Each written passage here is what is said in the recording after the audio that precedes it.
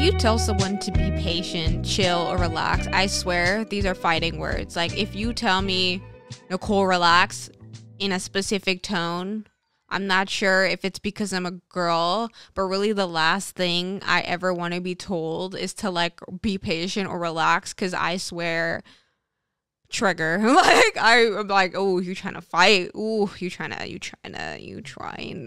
get under my skin. And throughout my life, all I've heard is you gotta be patient, you gotta be patient, you gotta be patient. And I'm not sure about you, but I felt like the past 20 years of schooling was like all the patience your girl needed to have. Like, I was over it. I had the mindset that once I got that piece of paper, no one could tell me nothing. And your girl has arrived. And I'm an adult, and I feel like I should be treated as such. And I largely say this because as a kid on the island, I felt like adults and politicians often ignored the youth for reasons that I believe had to just do with age. But in the back of my head, I was always like, wait till I'm an adult. You're not going to be able to ignore us then. And as a newly minted adult, I feel like I'm back at the bottom of the class totem pole. Like, it's ridiculous. You know when you're like in school and you get into 8th grade and you're like the kingpin amongst all the middle schoolers just to go into 9th grade and be like at the bottom of the barrel, and then you make it up to 12th grade and you're thinking you're hot shit. You go to college and then you're an even smaller guppy in like a large ocean, and then you graduate college like to only enter the workforce and, you guessed it, be right back at the bottom of the totem pole. And I figured, once school was done, I wouldn't have to prove myself anymore. I thought that people would finally get it, like that yo girl is capable and they should just listen to what I had to say. And I would get so frustrated when things didn't go my way. Ooh, child, I swear, like, oh my gosh. And I would get just so and as you know, most 20-year-olds do, I rant to my parents, and I rant about everything, like what I don't understand about working, all the things that I don't understand about adulthood, like my deep frustration with not being taken seriously. And my dad's response was the words I literally did not want to hear, which was, be patient. And I burst, I popped, I went on and on about how I was just sick of being patient and that I had 23 years of being patient and I was over it. I wanted action today. I wanted to be understood today. I wanted riches today. And I was tired of waiting for people to understand my value, which I saw so clearly. To which my dad calmly responded after hearing me erupt, Harsha, even at my age, I still have to practice patience. It's like, you think you graduate and patience just ends? It doesn't. She's like, when I became a parent, I had to have even more patience because I had to let you grow at your own pace and to blossom at your own rate and to get wiser and realize your own mistakes. And I think your expectations of reality and what adulthood is, that is your problem. And you're so young, so of course you don't understand this yet, but you need to be patient. And I've spent many years asking why, hoping someone would stick their hand out to help me, and they don't. And what are you going to do? Be mad forever? With nothing left to say because I had just let it out. My mind was quiet and something clicked. Honestly, I'm very grateful for my parents because I know I'm a lot of kid for one kid, but without them, I wouldn't have had half the insights about life that I possess at my age. And that conversation with my dad was the first time I realized how naive I was and how little I understood the vastness of life. All I could see was what I had lived, which really ain't been much, 2 decades at best. My expectations, I used to think my expectations of reality was reality. From the outside looking in, I thought I had it all figured out, and only to see that the truth never matched up with my expectations, which triggers my ego every single time. And my ego really does not like it when things don't match my expectations. Like, oh. I thought it would be easy to find a mentor that would just give me the playbook to being a multimillionaire. And I don't leave my house, but one was magically going to find me, hear my story, and be like, yes, I want to help you.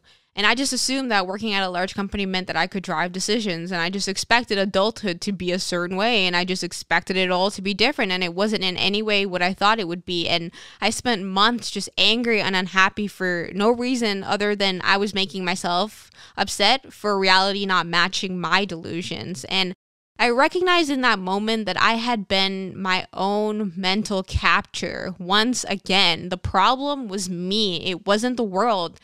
I was obsessed with the world working my way when I had to accept that the world was the way that it was and I had to find my place in it. My expectations took the power of control out of my hands and put it outside myself. This is never a good place to operate from because often things won't align with what you hoped if you give your power to others. I realized I never clearly explained to others what I wanted out of life, and I assumed they would know. And I also had to realize that the world had its own processes in place that were there even before I existed. My dad was right. I needed to be patient.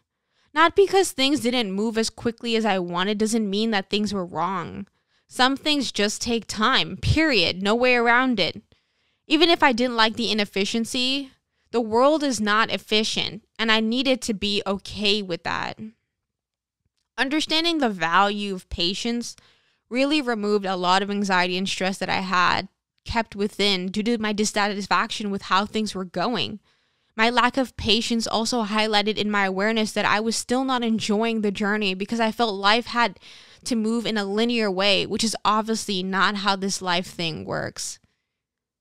I had to embrace some of the uncertainty, despite how uncomfortable it was. I had to have faith that as long as I stayed true to myself, everything would work itself out. Practicing patience sucks. It sucks. But I realize it's one of life's freaking ironies. Despite our limited time and the fact that everything takes its time, the universe is always on time. That brought me a bit of comfort. Whenever I encounter an experience that requires additional patience, I turn to my breath. For most of our instinctual reaction, when things stress us out, we take a deep breath. And I always wondered, why do we do that? And it turns out our breathing patterns influence our nervous system, and a deep, slow breath in through the nose and out through the nose can ease your nerves and bring about a sense of calmness. When I'm annoyed and I need to practice patience, I remind myself that it is okay. I remind myself everything is okay. Obstacles don't mean that we have failed. Feeling stuck doesn't mean that you're doing anything wrong. It's more of an indication that more work needs to be done. Maybe you need to spend more time doing relevant research or looking for a community to offer support. My frustration now is an indicator of when I need to step away and try to look at things from a different perspective. Maybe I need to rest or seek inspiration elsewhere. Maybe it's a means to the end of a chapter and the motivation to open a new door. But patience was the medium from which insight can be gained. It takes time to understand yourself. It takes time to understand the world around us. It takes time to form deep connections with the right people. It takes time to grow wealth. I had to shift from feeling that there wasn't enough time to enjoying my journey regardless of how it manifests itself. My ego had to let go and just accept it. Does this newfound insight mean I am never impatient? Hell no. If you are a slow-ass driver in front of me, you better move or get out the way before I flip you the bird. Just kidding. But sometimes, I just have to take that moment and take a deep breath and enjoy the pretty sky and use the extra time to admire the drive. Like, maybe the leaves have changed since the last time I've driven down this road. And it's okay if traffic makes us take a little longer if that means we get more time to appreciate the beautiful world that we move through every day. Patience gave me space to just appreciate, to practice gratitude. I used to worry that being patient meant being more complacent, but it's not. It's understanding that life beats to a rhythm and we just have to vibe with it. To my ego, being patient is like, ugh, but it's all good. Wherever you are in your life's journey, be patient. Good things are coming. And with that, I want you to take a deep breath with me. Maybe this is the deepest breath you've taken all day. But let's do it together. So completely exhale and clear your lungs and take a nice long inhale. Hold and exhale.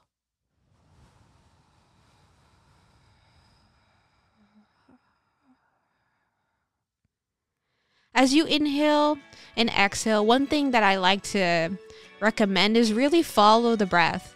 Follow the air in through your nose. Feel what it feels like to feel the air enter your being. Hold that for a sec.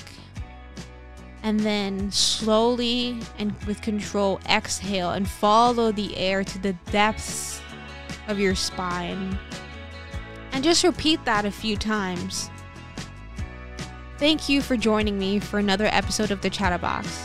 I love you all, and I hope that today we each practice a little bit more patience and use that as an opportunity to just admire the world, to practice gratitude, and to enjoy the journey.